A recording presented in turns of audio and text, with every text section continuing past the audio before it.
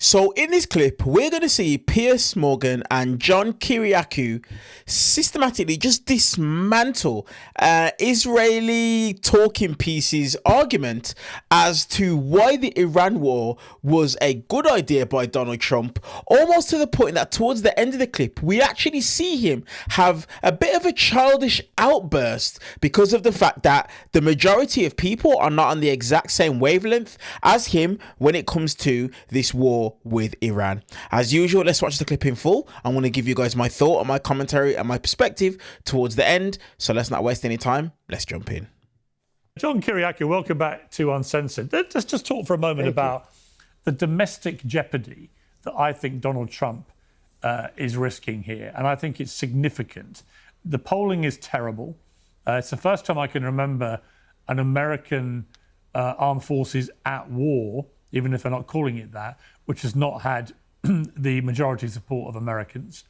Gas prices are skyrocketing. Food prices are and will go higher because of the issue with the fertilizer. You've got the midterm elections coming.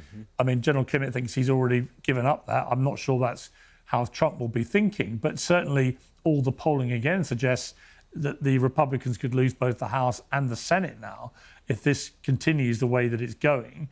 It just seems a hell of a throw of the dice by Trump. And I'm increasingly thinking he's made a massive miscalculation. What's your view? Oh, I think this is a disastrous miscalculation. Where do you even begin? You know, there's a very significant split right now within the Republican Party here in the United States. Yeah. There were a lot of Republican voters who voted for Donald Trump because they believed that he really was the no foreign wars president. You might recall February 14th, Valentine's Day 2016, during a Republican debate in which Donald Trump called George W. Bush a war criminal for getting the United States involved in the war in Iraq. And now all of a sudden, it's as though it's John McCain's neoconservative Republican Party again. It seems to me that Trump surrounded himself with some people like Tulsi Gabbard, for example, and J.D. Vance, who reportedly have been opposed to these foreign interventions, but then others like Marco Rubio, who is sort of the successor to the John McCain wing of that party. And the party and the president himself don't know which direction to go. Well, I think I would add Lindsey Graham. Disappointed. I'd add Lindsey Graham into that. Lindsey Graham. I think he's been extremely You're 100% vocal. right. But what you're really, it's so true about the split in the party. I saw Matt Walsh yesterday from the Daily Wire making the point that almost every Republican he's been talking to is against this war. And he said, that's highly unusual when you have a Republican administration that's gone to war, for Republicans to be as against it as he is hearing personally, anecdotally. He thinks it's not showing up yet properly in the polling. But I saw a thing about enthusiasm for the midterms, and I think the Republican enthusiasm now is down to like 60% and falling like a stone, right? Which again... That's the danger. And I think that's the kind of quiet... That's the quiet voice there of people saying, we don't get this. This guy, the whole point of Trump was he would not take us into foreign wars, especially in the Middle East, and definitely no boots on the ground. You know, I do think if he commits boots on the ground and it goes even half wrong, as many military strategies think it could, then I think this becomes his legacy. And again, I just asked the question, and I would ask it to the president myself if he calls me. I would just say, why did you do it now? I don't get it. I don't get it either. I don't think I've ever seen a gathering of more spineless people in my entire life.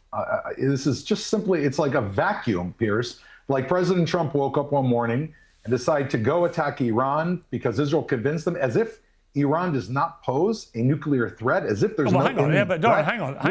What would be the red line for you, Piers, to say that they're an imminent threat? Hang on, Doran. We'll take your insult, but let me just respond. the reason people think that's what happened is because that is what the Secretary of State of the United States told everybody on camera. Just to remind you, Marco Rubio said when he was asked, why did America take preemptive action in this way? He said because another country, brackets Israel, had informed the United States they were attacking Iran, and the expected result would be that Iran would, under that incident, it would then attack American interests, and therefore they had to get in first. And J.D. Vance has also said the same thing. We're not making this up. This is something coming out of the mouths of the senior people in the administration. The 12-day war, Piers?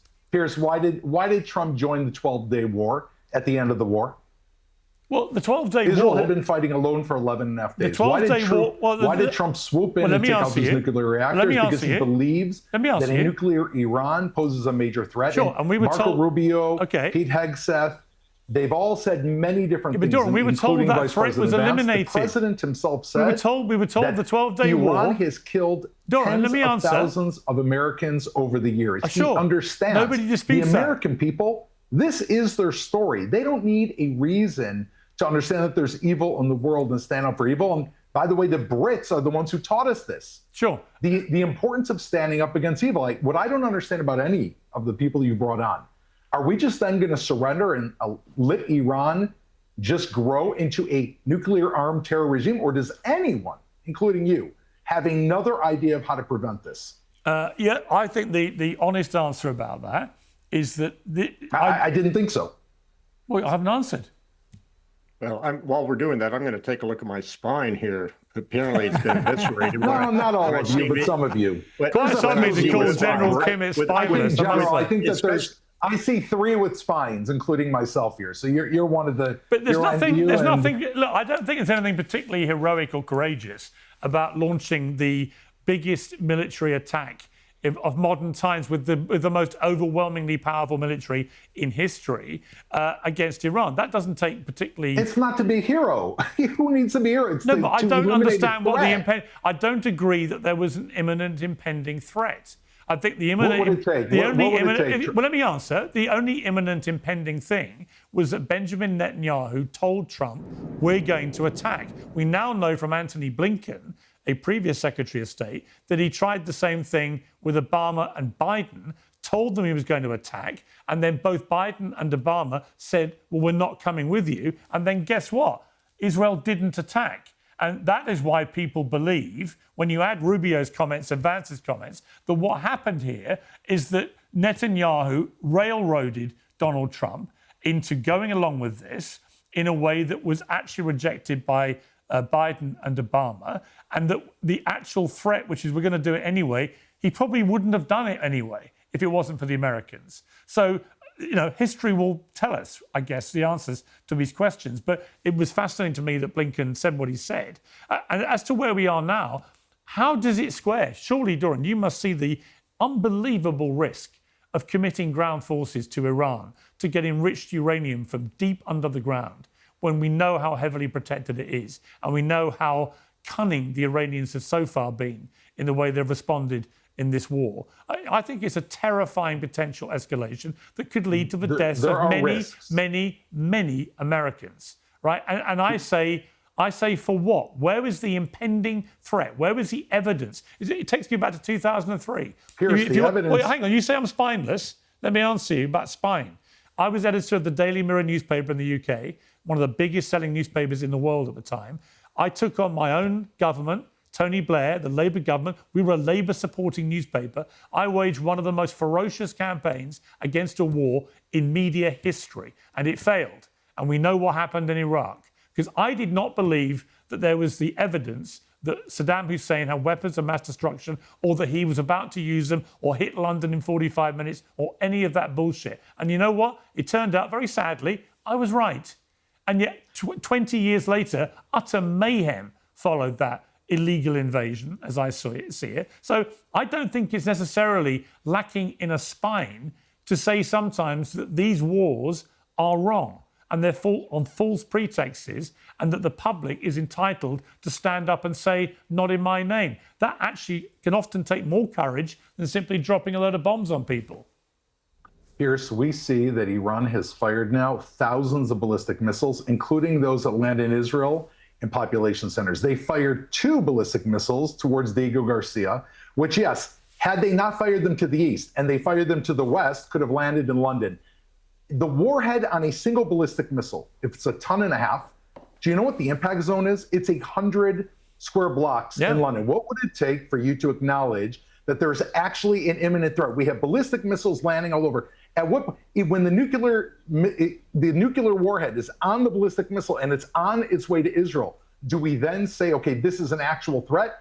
Or do we stand up today against a terror regime that has developed proxies throughout the Middle East, that created Hezbollah, created Hamas, created the Houthis, took over the United States Embassy in Iran, has driven trucks and blown up thousands of hundreds of Marines, and have tried, MI5 has prevented 22 mass casualty terror attacks in London since 2022. What does it take? Okay, let me bring John back in. John, your response to that?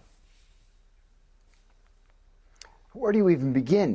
The Iranians have been reactive to this, not proactive. You know, people watch on the news what's happening in Lebanon, in Gaza, in the West Bank, in Syria. There has to be a response. You can't just say, well, you know what, we're an existential threat to the Israelis, so of course the Israelis are going to have to bomb us. That's just not real life. I can tell you, in all the years that I was in the CIA, no matter who the Israeli prime minister was, every single time an Israeli prime minister came to Washington, no matter who the president happened to be, the Israelis would say, please help us bomb Iran. Please help us bomb Iran. Please help us bomb Iran. And the presidents always said no, until this one.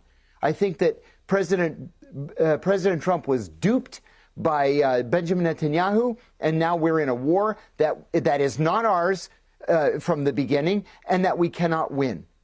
And this is another thing, too. My own experience in the CIA and at some of the highest levels of government. I was the executive assistant to the CIA's deputy director throughout the Iraq War. There's never an exit strategy. It's easy to attack a country. It's easy to overthrow a government. But then what do? That's the hard part. Right. I mean, Eamon Dean, that is the reality. And that is why Donald Trump was always so vocal. I'm not going to do this. And yet here he is. He's doing it to the biggest place he could possibly be doing it, with the greatest risk. And that's the bit I don't understand. I think you're one of the spineless 3, so maybe you'd like to respond to... No, he's got a spine. Oh, he's got a spine. Okay, great. We're down to 2. Okay, we're down to two spineless people. One, so two, just the CIA guy and the guy that rightly called the wrong illegal wars. Got it. Okay, well, Eamon.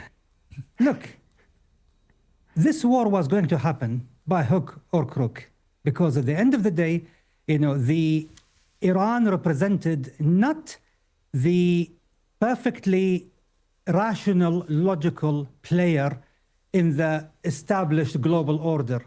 You know, in this poker table, the global poker table, where the Russians, the Chinese, the Brazilians, the Indians, the Europeans, the Americans, you know, you see, at the end of the day, if you come to the poker table and you try to cheat and undermine everyone and to try, like, I mean, to be absolutely loutish and brutish about it, at the end of the day, you will be escorted out of the premises unceremoniously, and then you will be terminated with extreme prejudice.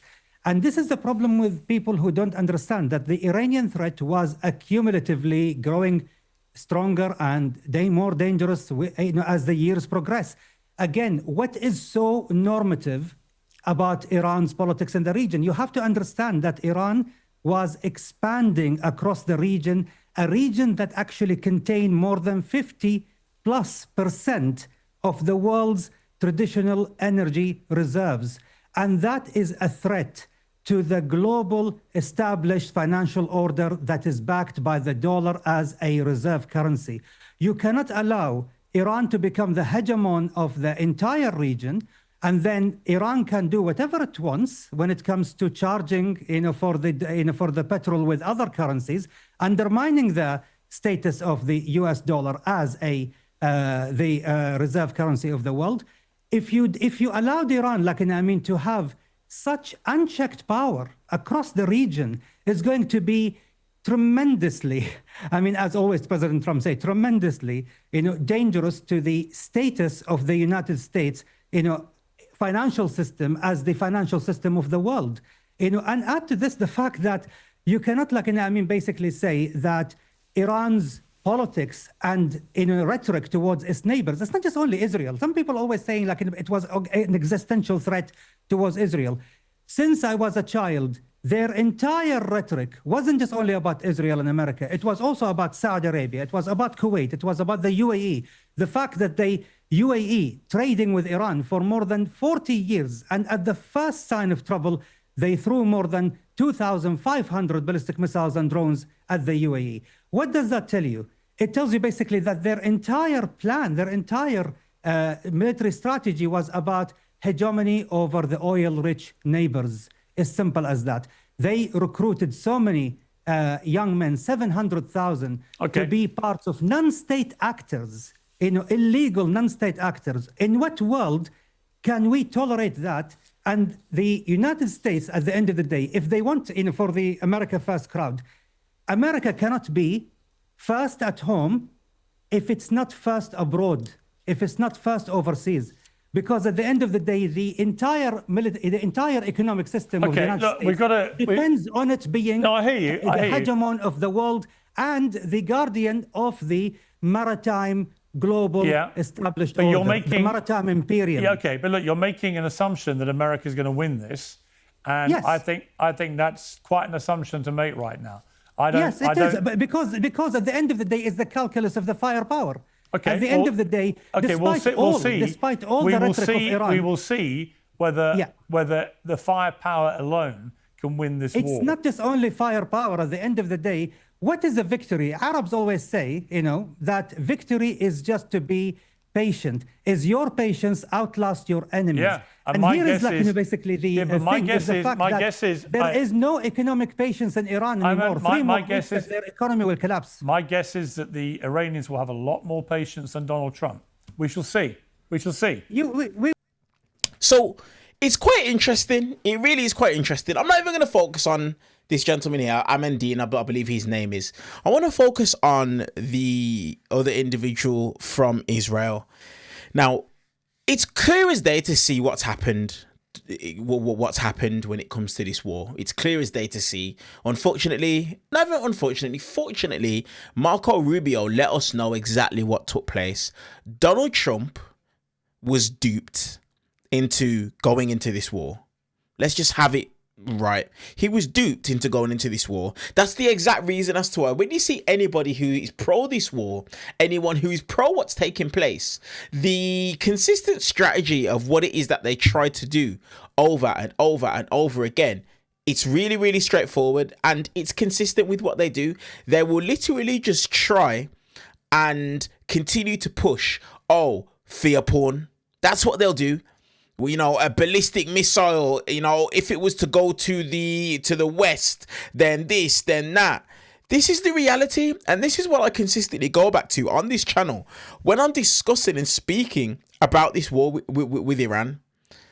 This quote-unquote imminent threat that is out there from Iran, I just believe it's complete BS. And the reason as to why is because when you listen to anybody who knows even a bit of what they're talking about, they all consistently say the same thing. The deal that it is that Barack Obama made with Iran, they were abiding by it. They were open to extending it. The only reason why it didn't continue is because of the fact that Donald Trump came in and ripped it up himself. Secondly, throughout all the negotiations, they were going well, and mid-negotiations last year for the 12-day war and for this war that's taking place right now, it was Donald Trump and it was Benjamin Netanyahu mid-negotiations who just turned around and started to bomb Iran.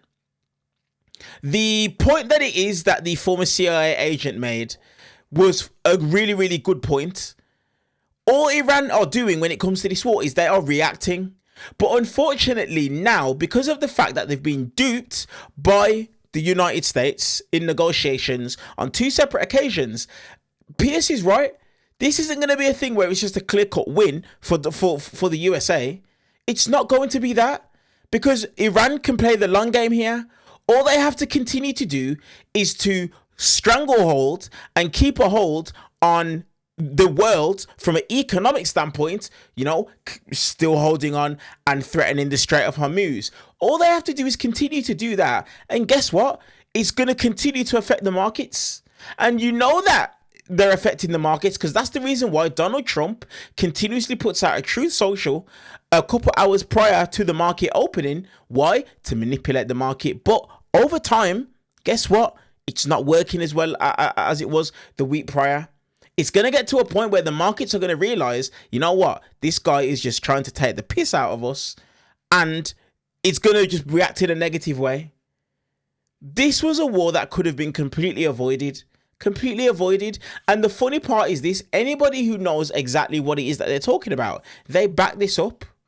So to have this individual, Ahmadine, and the the individual from Israel as well, trying to spread fear porn and throwing out insults simply just because of the fact that they don't, the panel doesn't align with what it is that he believes should happen, just goes to show that these people, they are literally trying to push an agenda and a narrative that unfortunately for them just isn't true, and it just isn't there. Let me know your guys' thoughts on this exchange in the comment section below. Hype the video up, give the video a thumbs up, and hit the subscribe button as well if you're interested in a Brit's point of view and perspective and commentary on all things to do with American politics. I appreciate you guys, and I will see you guys in the next clip.